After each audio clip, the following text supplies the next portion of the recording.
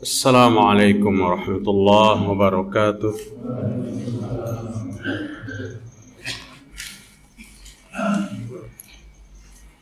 Innal hamdalillah nahmaduhu wa nasta'inuhu wa nastaghfiruh wa na'udzu billahi min shururi anfusina wa sayyiati a'malina may yahdihillahu fala mudilla lahu wa may yudlil fala hadiya lahu. Asyhadu an la ilaha illallah wahdahu la syarika lah wa asyhadu anna Muhammadan abduhu wa rasuluhu la nabiyya ba'dah. Ya ayyuhalladzina amanu taqullaha haqqa tuqatih wa la tamutunna illa wa antum muslimun. Ya ayyuhan nasu taqu rabbakumul ladzi khalaqakum min nafsin wahidah wa khalaqa minha zawjaha wa batha minhuma rijalan katsiran wa nisaa'a wattaqullaha alladzi tasaaluna bihi wal arham innallaha kana 'alaikum raqiba. Fa inna asdaqal hadithi kitabullah wa khairul huda huda Muhammad sallallahu alaihi wasallam wa syarrul umuri muhdatsatuha wa kullu muhdatsatin bid'ah wa kullu bid'atin dhalalah wa kullu dhalalatin finnar. Mari kita bersyukur kepada Allah Subhanahu wa taala pada malam ini, malam Selasa tanggal 4 Rabiul Akhir 1443 Hijriah, tanggal 8 September 2021. Alhamdulillah, Bapak-bapak, Ibu-ibu, kita sehat walafiat semuanya. Kita bersyukur baru saja kita melaksanakan perintah Allah, salat maghrib berjamaah. InsyaAllah kita akan melaksanakan salat isya berjamaah. Kita berharap, kita berdoa kepada Allah Rabbul Alamin, mudah-mudahan segala amal ibadah kita diterima oleh Allah Subhanahu wa ta'ala. Mudah-mudahan segala kesalahan dan dosa-dosa kita diampuni oleh Allah Subhanahu wa ta'ala. Hadirin rahimakumullah, surga dan neraka adalah dua makhluk Allah, ciptaan Allah, yang Allah siapkan kepada beberapa golongan manusia. Surga akan dimasuki oleh beberapa golongan manusia, dan neraka pun akan dimasuki oleh beberapa golongan manusia. Demikian dijelaskan Allah di dalam Al-Quran. Siapa yang termasuk beberapa golongan akan masuk surga, beberapa golongan akan masuk neraka itu? Mereka adalah jin dan manusia. Tentu para malaikat, penjaga-penjaga surga, penjaga-penjaga neraka yang ditugaskan oleh Allah Subhanahu wa taala. Jin dan manusia akan memasuki dua tempat yang terakhir. Dua tempat yang terakhir, karena apabila sudah masuk ke surga atau masuk ke neraka, itulah tempat yang terakhir. Jamaah sekalian rahimakumullah, semua orang berdoa mudah-mudahan dimasukkan ke surga. Kayak apapun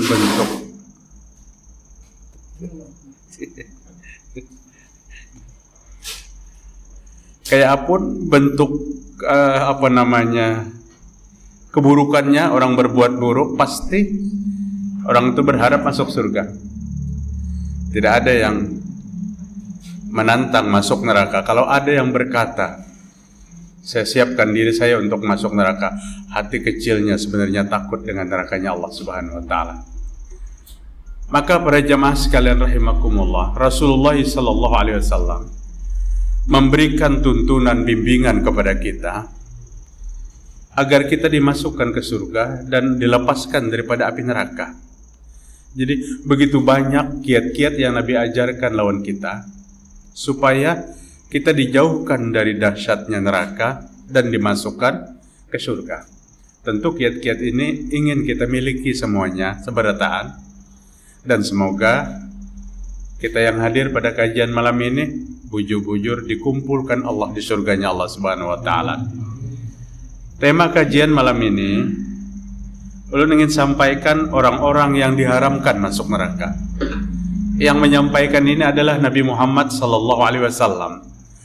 Ada ibadah-ibadah, perilaku-perilaku manusia yang menyebabkan manusia itu diharamkan daripada dahsyatnya api neraka. Artinya, apa yang Nabi sampaikan ini sesuatu yang menguntungkan bagi kita, sesuatu yang kita cari-cari agar kita tidak terperangkap ke dalam dahsyatnya neraka itu. Maka para jamaah sekalian, ada beberapa hadis Rasul yang ingin disampaikan pada kajian malam hari ini. Siapa mereka itu yang diharamkan neraka? Kalau diharamkan neraka, pasti masuk surga, kan kayak itu. Diharamkan neraka pasti masuk surga. Nah, ini Nabi yang mengajarkan kepada kita, Nabi yang menyampaikan kepada kita dalam hadis-hadis yang sahih. Di antaranya mereka yang diharamkan masuk neraka, Rasulullah Shallallahu Alaihi Wasallam menyampaikan dalam sebuah hadis, Utban bin Malik, qala Rasulullah Shallallahu Alaihi Wasallam, fa inna Allaha qad harrama 'alan nar. Sesungguhnya Allah Subhanahu wa taala mengharamkan seseorang daripada dahsyatnya api neraka. Man qala la ilaha illallah yabtaghi bidzalika wajhallah. Orang yang mengucapkan dan membaca la ilaha illallah, dalam ucapan itu tidak ada harapan kecuali mengharap kepada Allah semata. Artinya ucapannya itu ikhlas dari lubuk hati. Dia mengucapkan la ilaha illallah ikhlas dari lubuk hati, maka kemudian mati, Allah Subhanahu wa taala haramkan disentuh api neraka. Hadis ini patut bagi kita. Hadis ini diriwayatkan Imam Bukhari, patut bagi kita untuk menjadi pegangan, di mana di antara kita sering mengantarkan saudara-saudara kita, orang tua kita, tetangga kita, jiran-jiran kita yang akan mati. Tidak ada yang layak diajarkan, yang sangat patut diajarkan dan sesuai dengan perintah yang sahih dari Nabi Muhammad SAW, kecuali kalimat la ilaha illallah. Kecuali kalimat la ilaha illallah. Nah, la ilaha illallah itu diucapkan dengan penuh keikhlasan. Dengan penuh keikhlasan, maka orang yang mati dalam kalimat la ilaha illallah dengan penuh keikhlasan itu, Allah haramkan jasadnya dimakan api neraka. Mungkin yang berpikir selintas, oh berarti kan repot-repot banyak-banyak ibadah, hendak mati karena yang mengatakan la ilaha illallah. Tidak semudah kayak membalik telapak tangan. Kalimat mulia ini perlu proses, dan proses itu yang dihargai oleh Allah Subhanahu wa taala. Apa proses itu? Orang yang mengamalkan dalam hidupnya praktek la ilaha illallah. Orang yang mempraktekkan dalam hidupnya adalah kalimat la ilaha illallah. Seorang ulama salafus salih menyebutkan, sesungguhnya di dunia itu ada surga, dan orang yang tidak masuk ke dalam surga dunia, maka tidak akan masuk ke dalam surga akhirat. Maka seorang bertanya kepada beliau, apa surga dunia itu?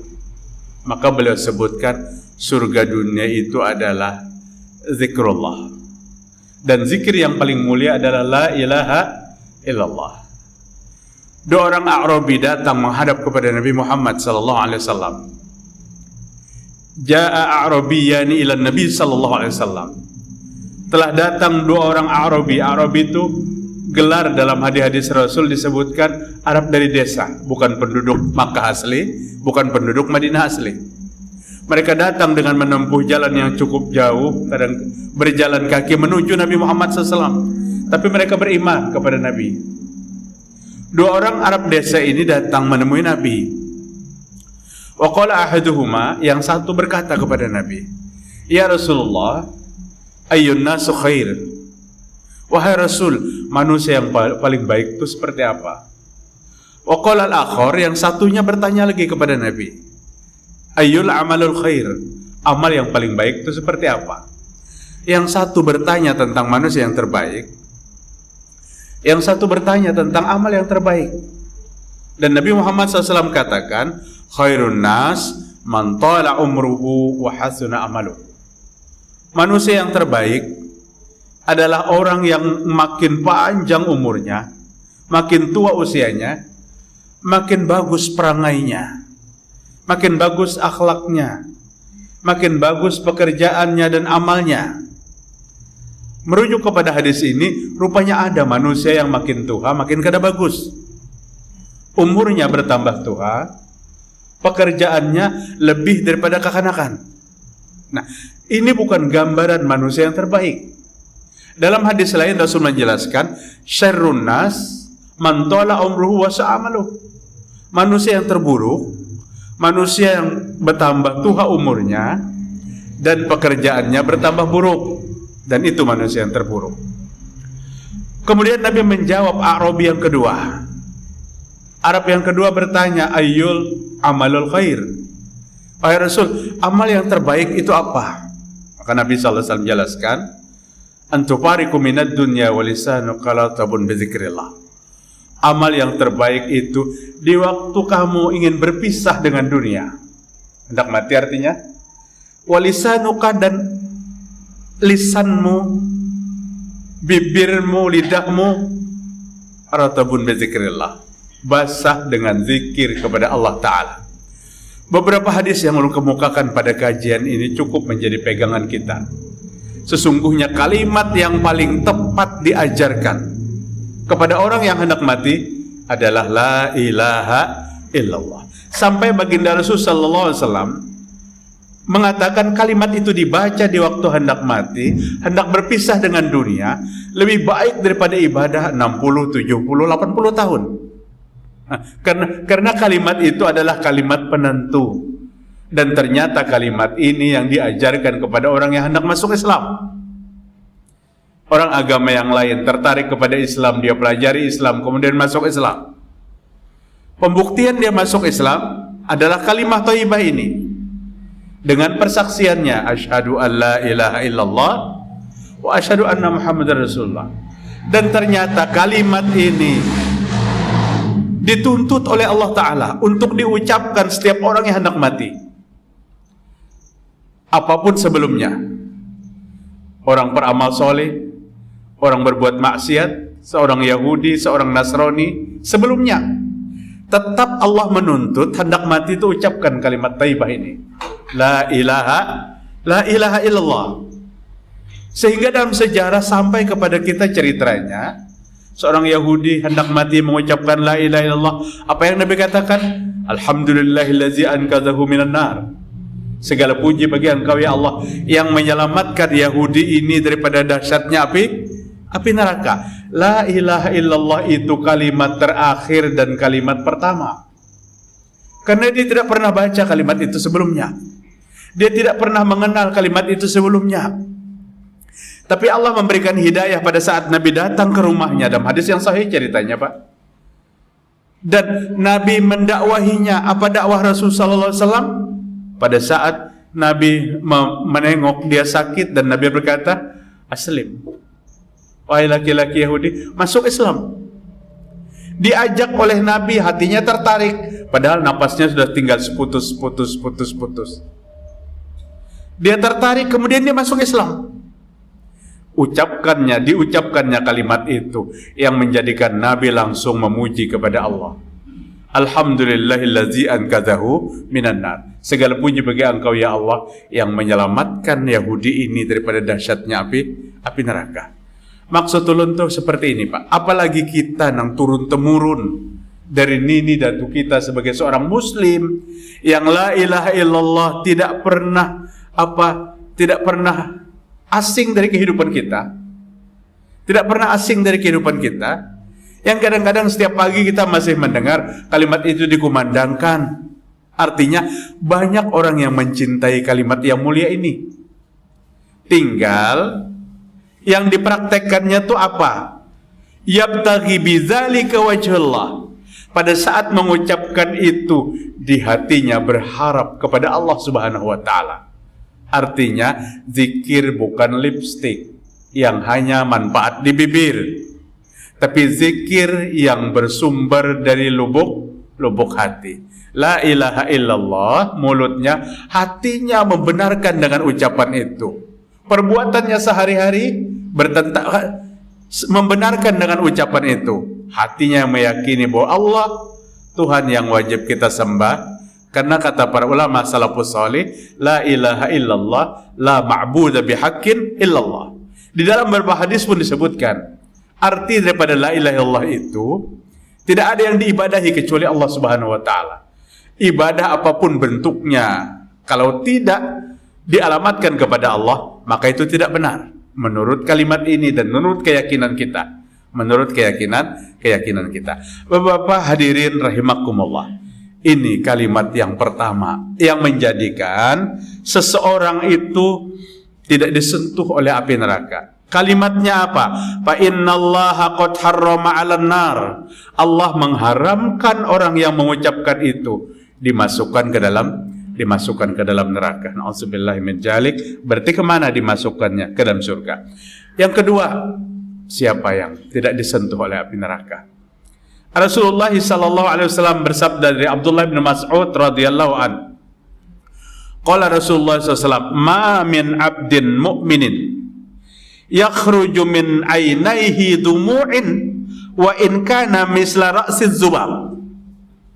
Seorang hamba yang beriman, laki-laki ataupun perempuan, yang pernah menetes air matanya. Dumu' itu air mata yang meleleh di antara dua matanya.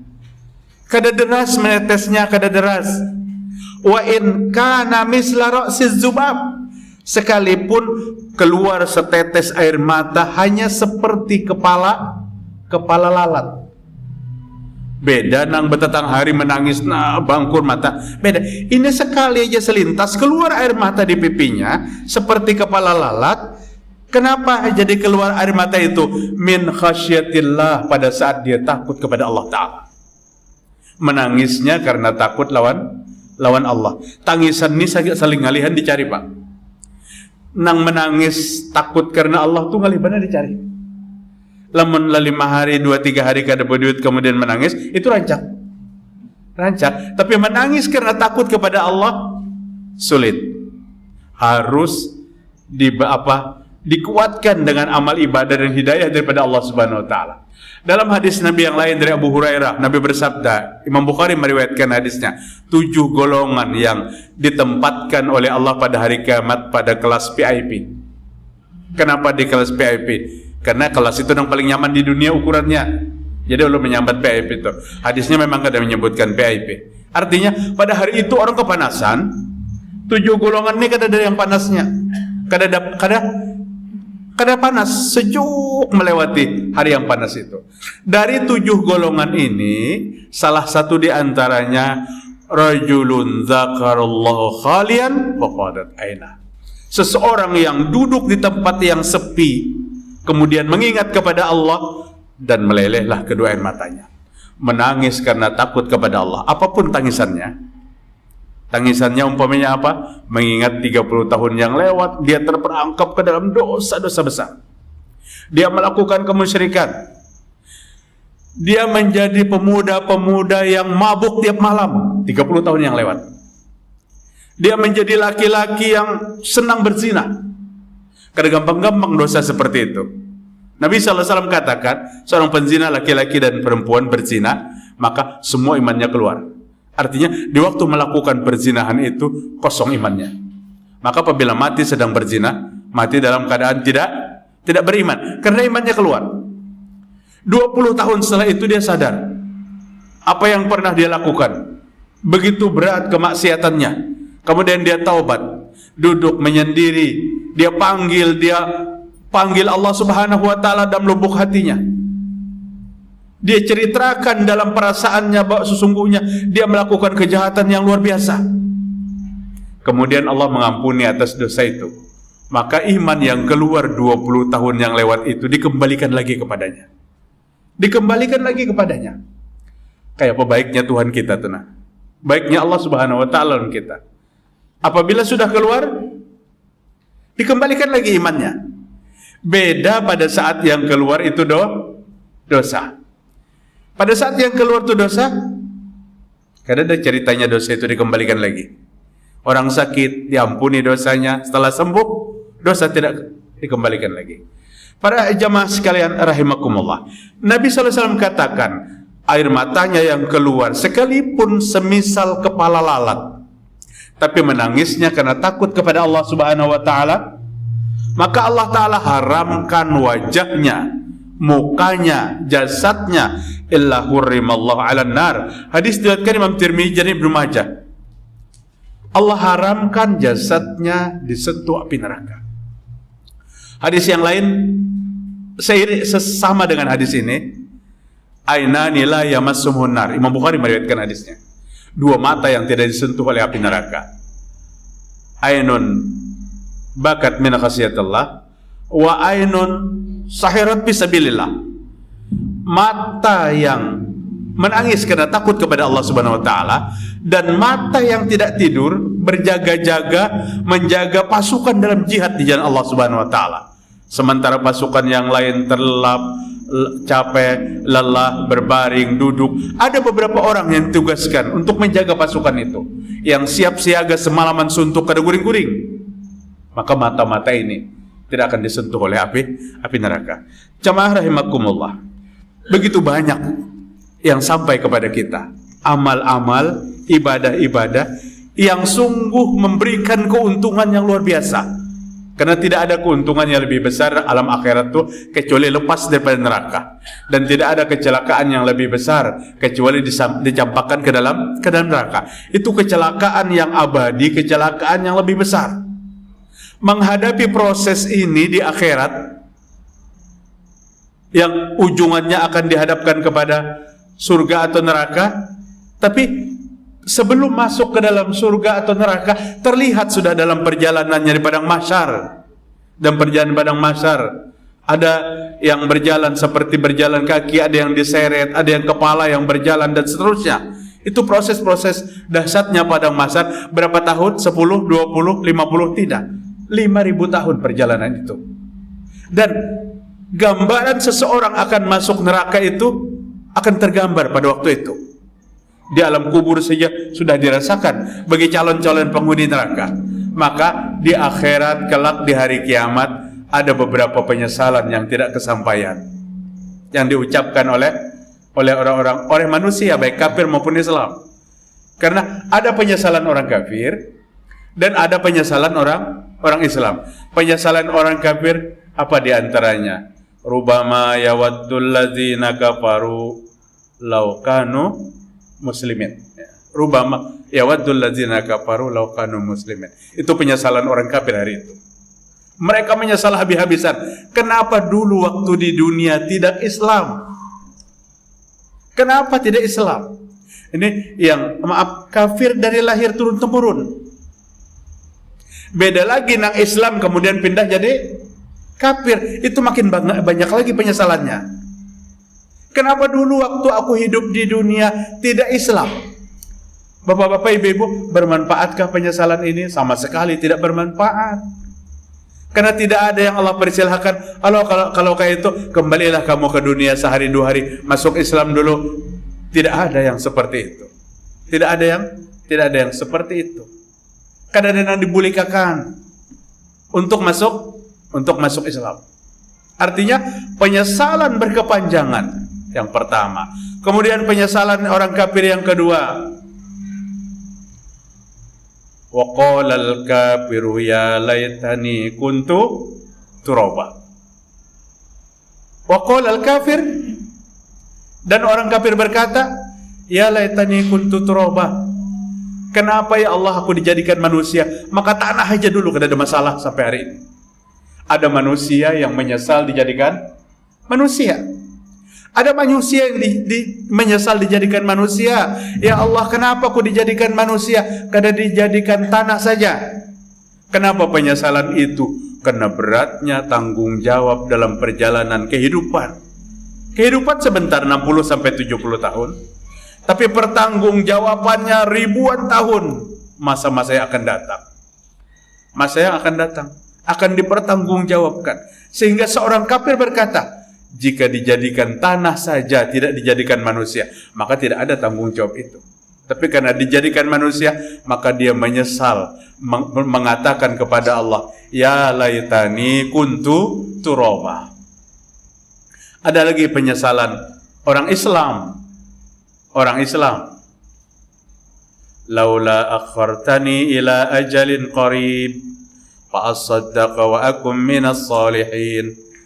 Ayat 10 surah Al-Munafikun. Ya Allah, jika dulu sampai engkau tunda kematianku, jika pian tunda kematian ulun ya Allah, pasti ulun akan bersedekah.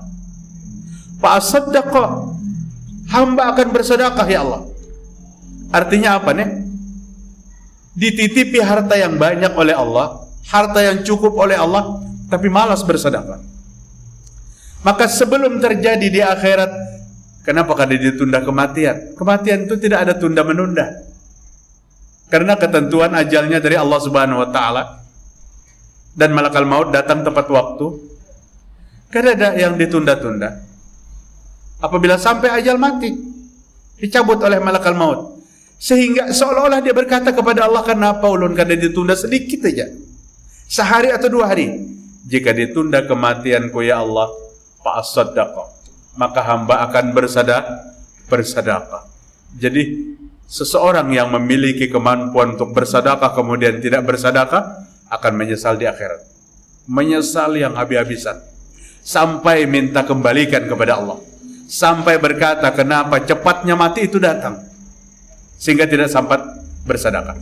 Ini penyesalan orang-orang yang beriman. Penyesalan orang yang beriman. Ada lagi penyesalan orang beriman, ayat 12 surah Sajadah. Walau tara izil mujrimuna nakisu ru'usihim 'inda rabbihim Rabbana absarna wa sami'na farji'na na'mal salihan. Farji'na na'mal salihan inna muqinun. Kembalikan ya Allah sebentar aja ke dunia. Dia tidak minta 10 tahun. Dia tidak minta 1 tahun. Dia hanya minta sejenak, sehari atau 2 hari untuk dikembalikan ke dunia. Apa yang diharapkan jika dikembalikan? Na'mal solihan. Dia akan melakukan amal soleh. Semua penyesalan ini adalah penyesalan yang tidak berarti. Semua penyesalan ini penyesalan hayalan belaka yang tidak pernah diperkenankan oleh Allah Subhanahu wa taala. Artinya, janganlah kita menyesal waktu itu. Menyesalnya kita apa? Selagi kematian belum datang. Masih hidup hari ini kita menyesal, kita muhasabah, kita introspeksi, kita hitung diri kita berapa kesalahan kita. Dan Ibnu Sirin mengatakan, apa kata Ibnu Sirin? Manusia yang paling buruk tuh manusia yang bisanya menghitung kesalahan orang lain, sementara kesalahan dirinya tidak dihitungnya. Karena kalau kita sibuk mengurus kesalahan orang lain, pasti kada tahu urusi diri kita. Maka kata Muhammad Ibnu Sirin rahimahullah, guru Imam Malik, manusia yang paling buruk manusia yang tiap hari mengurus kesalahan orang lain, sehingga dirinya kada sempat diurusnya. Kita disuruh mengurus diri kita.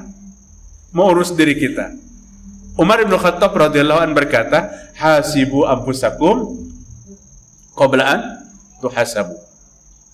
Hitunglah dirimu sebelum Allah memperhitungkan. Sebelum dihitung oleh Allah, kita hitung berdahulu diri kita. Kalau dalam perhitungan kita terdapat ruginya nang banyak benar, maksiatnya kada kehitungan, maka waktu itu kita menghitung dan kita bertaubat. Cari tempat-tempat suasana di dunia ini yang mengingatkan kita kepada taubat. Cari tempat-tempat suasana di dunia ini yang mengingatkan kita kepada kesalahan.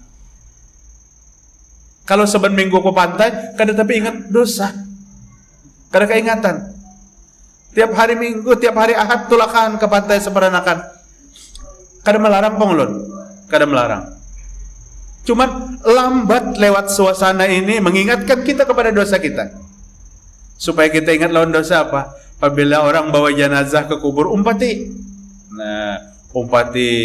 penguburan jenazah, proses penguburan, asal di wilayah makbarah yang tidak menampilkan kuburan antik-antik. Kalau makbarahnya kuburannya antik-antik, sudah kada ada lagi muhasabahnya, yang ada selfie. Oh, ini kan kuburan berubah dengan kuburan masa lalu. Datangi ke kuburan yang menggambarkan inilah dahsyatnya kematian. Artinya menyadarkan diri kita. Kita datang ke kubur, turikul qalbah, melembutkan hati kita yang keras.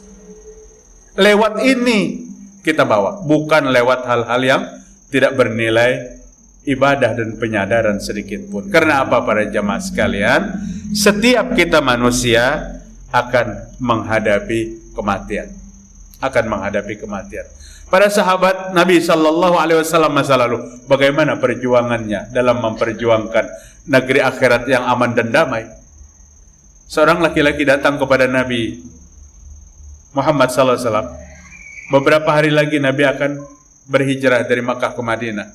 Dia datang sembunyi-sembunyi kepada Rasul. Dia minta dibaiat, minta diislamkan. Kemudian Nabi mengislamkannya. Setelah Nabi diislamkan oleh Nabi, dia berkata, "Ya Rasul, bawa saya hijrah, saya mau hijrah." Tapi kadang mudah menenteng sahabat 1, 2, 3. Hari itu suasananya mencekam. Pengumuman yang disampaikan oleh pimpinan kafir Quraisy, tangkap Muhammad hidup atau mati, kan gitu. Jadi ancaman bagi Nabi adalah jiwa, ancaman bagi Nabi bunuh. Maka Nabi minta kepada sahabat yang nanti menyusul hijrah agar dibawa salah seorang sahabat yang baru masuk Islam itu. Nabi hijrah. Setelah itu hijrah berikutnya susulan, dibawa sahabat itu. 2 tahunnya di Makkah, di Madinah terjadi perang Badar. Diikutkan oleh Nabi sebagai prajurit dari 317 prajurit. Allah menyebutkan dalam Al-Quran, "Walaqad nasarakumullahu bi Badri wa antum adillah." Dan Allah menolong prajurit Badar. Kalian wahai prajurit, kata Allah waktu itu, dalam keadaan lemah. Lemahnya apa? 317 berhadapan dengan 1000. Berhadapan lawan 1000. Istilah kekanakan ini, hantu aja mati. Artinya kada seimbang. Sekalipun kehidupan kematian itu di tangan Allah Ta'ala. Buktinya perang Badar, Allah menolong prajurit Badar. Kalian wahai prajurit lemah waktu itu. Lemah persenjataan, lemah kekuatan prajurit. Dan yang paling lemah lagi apa? Tahun kedua Hijriyah, puasa perdana. Pertama kali ibadah puasa. Dan prajurit yang ikut berperang berpuasa pada hari itu. Puasa pertama. Artinya lemah segala-galanya. Tapi Allah sudah menyatakan, Allah menolong. Perang Badar menang secara gemilang kemenangannya. 70 lebih orang kafir terbunuh. Prajurit Muslim yang 317, 15 orang yang syuhada. 15 orang yang syuhada. Harta rampasan perang, lamun dihitung duit wahini miliaran rupiah. Allah Subhanahu wa taala menyatakan, ini harta ganimah yang pertama.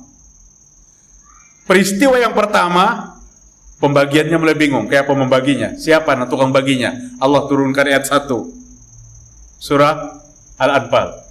Yas'alunaka 'anil anfal. Apa semuanya tadi? Qulil anfalu lillahi wa rasuluh. Oh, luar biasa. Apabila ada yang bertanya kepadamu, wahai Muhammad, tentang harta rampasan perang, katakan harta rampasan perang itu urusan Allah, urusan Rasul. Ujar Allah Ta'ala. Karena ada yang boleh menghitung bagiannya berapa, bagian berapa. Itu hak Rasul untuk membaginya. Hak Allah dan Rasul.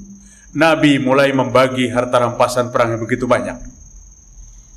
Satu persatu prajurit yang ikut berperang diberi harta rampasan perang. Yang lain yang tidak ikut berperang pun kena bagian harta rampasan perang banyak. Di waktu pembagian ada salah satu sahabat yang tidak hadir, prajurit yang tidak hadir. Siapa yang tidak hadir? Seorang laki-laki yang tadinya minta diislamkan sebelum Nabi hijrah, ikut berperang. 2 sahabat Nabi utus untuk mengantarkan ganimah. Diantar ke rumahnya. Dia sambut 2 sahabat ini dengan suasana yang tidak ceria. Dia katakan, apa yang kalian antar? Ini kami menyampaikan titipan Rasul sallallahu alaihi wasallam. Ini jatahmu harta ganimah. Dia minta kepada yang berdua, kembalikan ini kepada Rasulullah SAW. Bulikakan. Bulikakannya maksudnya apa? Dia tidak menginginkan itu. Namun kita dibari menyuruh bulikakan, biasanya kesedikitan barinya.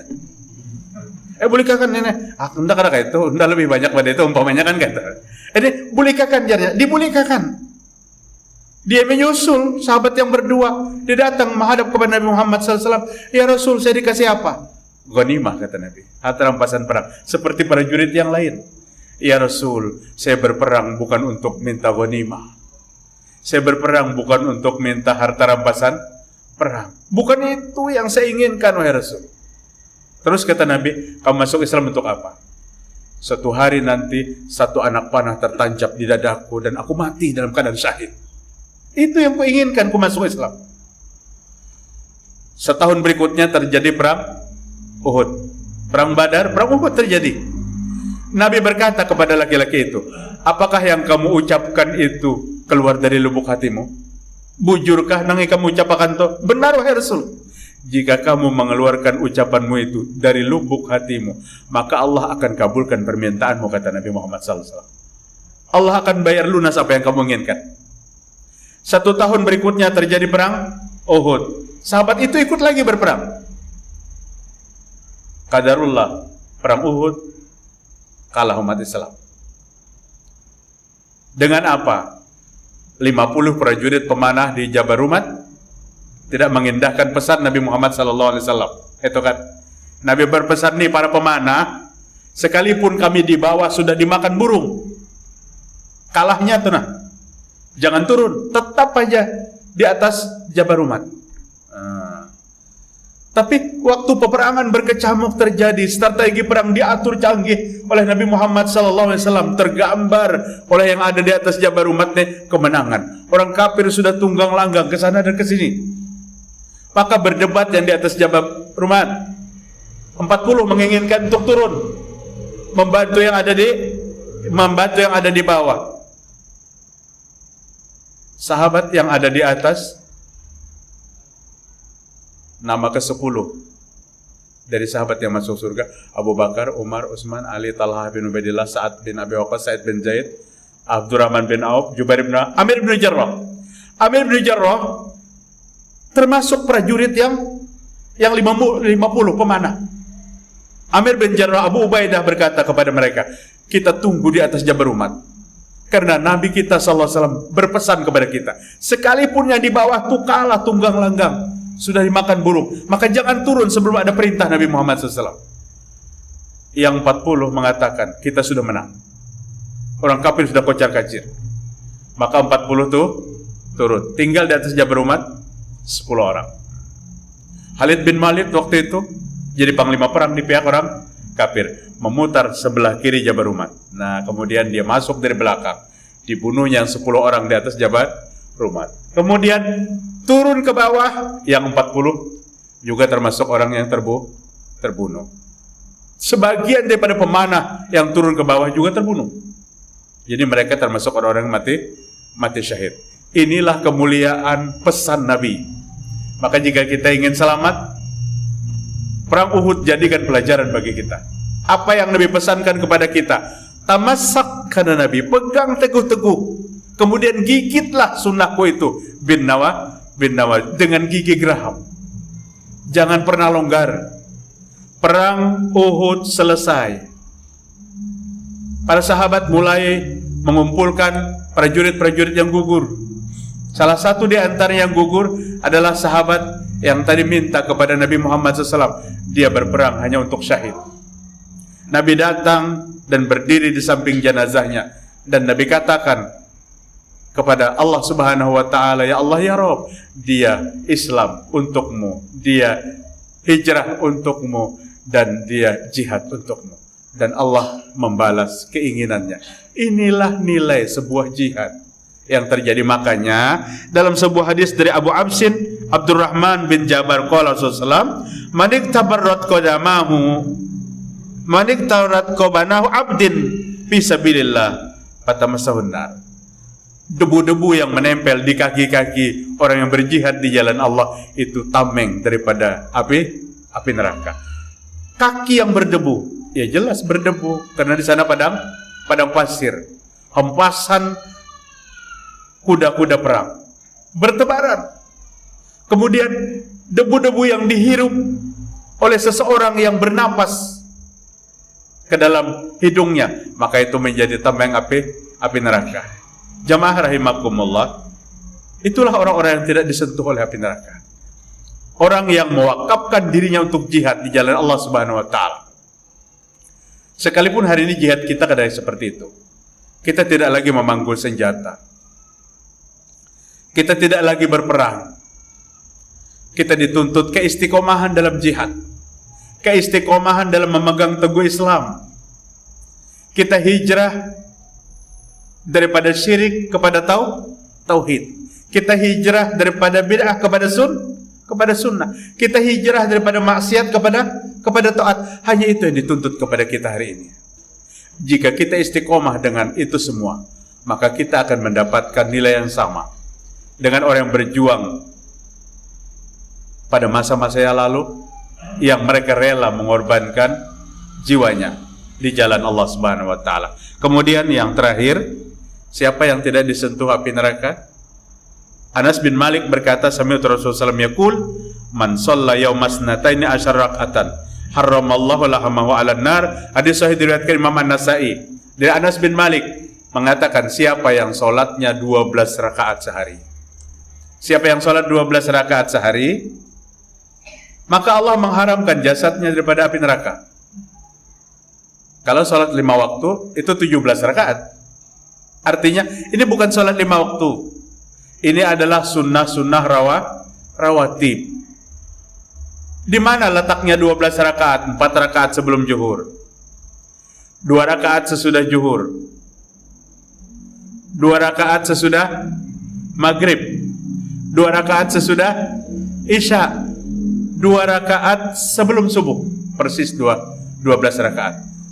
Jasad ini tidak disentuh oleh api neraka. Dalam hadis sahih yang lain dari Ummu Habibah radhiyallahu anha, diriwayatkan Imam Muslim, siapa yang memelihara 12 rakaat sehari, maka Allah akan bangunkan rumah di surga. Kalau hadis pertama dari Anas, jasadnya tidak disentuh oleh api neraka.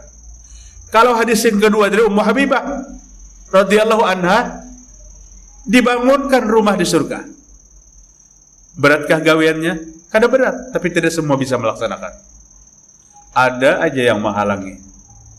Kadang-kadang janganpun sunat rawatib, begitu salam langsung lancing, langsung berdiri. Ibnu Mubarak bertata seorang laki-laki sholat, begitu salam berdiri, diambilnya Ibnu Mubarak bajunya, ditariknya sehingga dia duduk kembali. Kata Ibnu Mubarak, apakah kamu tidak butuh sesuatu kepada Tuhanmu? Kadang hendakkah meminta kepada Allah di mana Allah sedang menyiapkan hambanya yang meminta? Ada lagi zikir yang Nabi tidak pernah tinggalkan setiap selesai sholat. Tapi ternyata begitu lancing berdiri keluar tuh, kada gawian berat kada. Ternyata hendak membalas WA. Tertipu kita. Di luar berdiri dihigawisin, membalas WA. Mahadang 10 menit kali 5 menit kalah. Nah, Bapak-bapak hadirin rahimakumullah. Kemudian Abdullah bin Umar radhiyallahu anhu berkata, kata Abdullah bin Umar radhiyallahu anhu, hafiztu minan Nabi SAW. Aku memelihara pesan Nabi Muhammad SAW. Asyara rakaatin, 10 rakaat setiap hari. Ini dari Abdullah bin Umar. Aku memelihara yang Nabi pesankan kepada aku 10 rakaat sehari. Apa 10 rakaat itu? Rakaataini qabla zuhri, 2 rakaat sebelum zuhur. Wa rakaataini ba'daha, 2 rakaat sesudah zuhur. Wa rakaataini ba'dal maghrib, 2 rakaat sesudah maghrib. Wa rakaataini ba'dal isya, 2 rakaat sesudah isya. Wa rakaataini qabla subhi, dan 2 rakaat sebelum subuh. Jumlahnya 10 rakaat. Hadis diriwayatkan Imam Bukhari dan Muslim. Silahkan pian mau ambil yang mana? Ambil yang 10 sahih, ambil yang 12 sahih. Kedua-duanya memiliki manfaat yang sama. Allah bangunkan rumah di surga, dan Allah haramkan jasad ini disentuh oleh api neraka. Lamun digawi, taruh aja 4 rakaat sebelum zuhur, mun digawi paling 10 menit. Paling 10 menit. Apalagi di wadah kita mengambil jalan pintas pulang menggawinya. Jalan pintasnya apa? 10 rakaat itu kada betasyahudan. Jadi Allahu Akbar 10 rakaat langsung tumbang ruat, salam setelah 10 rakaat. Ulama membenarkan. Tapi yang sangat afdal dengan 2 kali salam. Kalau mau ambil yang 4 rakaat sebelum zuhur. Mau 10 rakaat sehari, mau 12 rakaat sehari, Itulah yang Nabi sampaikan kepada kita. Mudah-mudahan Allah kumpulkan kita di surganya Allah Subhanahu wa taala. Subhanakallahumma wa bihamdika asyhadu an la ilaha illa anta astaghfiruka wa atubu ilaik. Assalamualaikum warahmatullahi wabarakatuh.